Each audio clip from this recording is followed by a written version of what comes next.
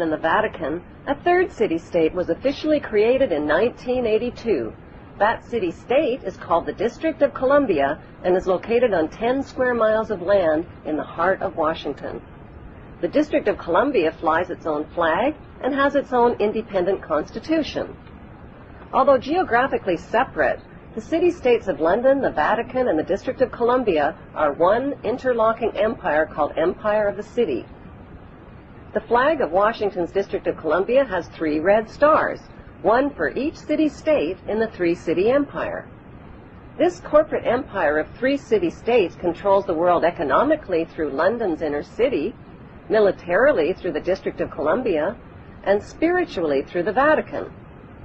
The Constitution for the District of Columbia operates under a tyrannical Roman law known as Lex Fori, which bears no resemblance to the U.S. Constitution. When Congress passed the Act of 1871, it created a separate corporate government for the District of Columbia. This treasonous act allowed the District of Columbia to operate as a corporation outside the original Constitution of the United States and outside of the best interests of American citizens. A sobering study of the signed treaties and charters between Britain and the United States exposes a shocking truth. The United States has always been, and still is, a British Crown colony.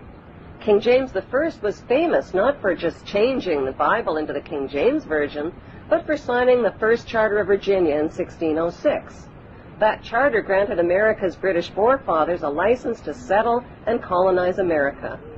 The charter also guaranteed that future kings and queens of England would have sovereign authority over all the citizens and colonized land in America stolen from the Indians. After America declared its independence from Great Britain, the Treaty of 1783 was signed. That treaty specifically identifies the King of England as the Prince of the United States and contradicts the belief that America won the War of Independence. Although King George III of England gave up most of his claims over his American colonies, he kept his right to continue receiving payment for his business venture of colonizing America. If America had really won the War of Independence, they would never have agreed to pay debts and reparations to the King of England. When Congress passed the 13th Amendment to the Constitution, the U.S. President was made subservient to the King of England. The 13th Amendment is called the Title of Nobility Amendment and forbids U.S. presidents and their officials from using royal titles like king or prince or baron. For some mysterious reason, the 13th Amendment, which was ratified in 1810, no longer appears on current copies of the Constitution. America's blood-soaked War of Independence against the British bankrupted America and turned its citizens into permanent debt slaves of the king. In the War of 1812, the British torched and burned to the ground the White House and all U.S. government buildings and destroyed ratification records of the U.S. Constitution. 1 century later, a corrupt U.S. Congress committed the biggest theft in world history.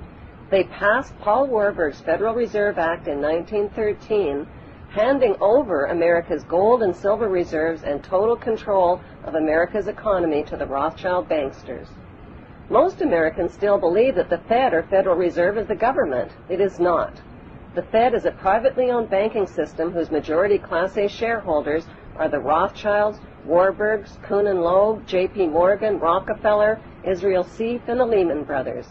This private banking cartel is the Fed and is never audited and never pays taxes. They print and design America's money, which displays their symbols of an Egyptian pyramid, a Masonic all-seeing eye, and the words, "In God We Trust." Who exactly is the God they trust? They also collect American taxpayers' money through the IRS. Then they loan it back again with interest to pay for roads, bridges, and other public. Most U.S. citizens believe that the United States is a country and that the President is the most powerful man on earth. The United States is not a country. It is a corporation, and the President is President of the Corporation of the United States. He and his elected officials work for the corporation, not for the American people. Since the United States is a corporation, who owns the corporation of the United States? Like Canada and Australia, whose leaders are prime ministers of the Queen and whose land is called Crown Land, The United States is just another crown colony. Crown colonies are controlled by the empire of 3 city-states.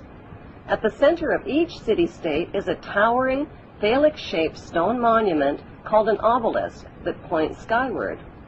In D.C. city-state, the obelisk, known as the Washington Monument, was dedicated to Freemason George Washington by the Freemason Grand Lodge of the District of Columbia.